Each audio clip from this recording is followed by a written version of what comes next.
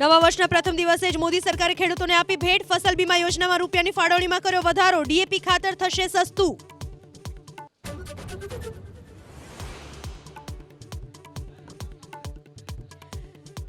બનાસકાંઠા જિલ્લાના વિભાજન પર વિરોધ. કાંકરેજને બનાસકાંઠા કે પાટણમાં સમાવવા માંગ. પૂર્વ ધારાસભ્ય નાથાભાઈ પટેલે કહ્યું, પાલનપુર બરાબર છે, થરાદ નથી જવું.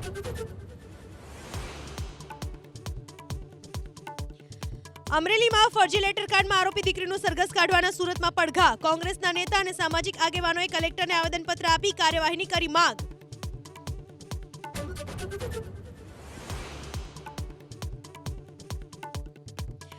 પૂર્વ પીએમ મનમોહન સિંહના સ્મારક બનાવવા સરકારે આપ્યા વિકલ્પ. રાષ્ટ્રીય સ્મૃતિ સ્થળ સહિત અન્ય વિકલ્પ અપાયાનો સૂત્રોનો દાવો. સ્થળની પસંદગી બાદ બનાવાશે ટ્રસ્ટ. મુંબઈના આતંકી હુમલાના માસ્ટરમાઇન્ડ તહવ્વુર રાણાને લવાશે દિલ્હી.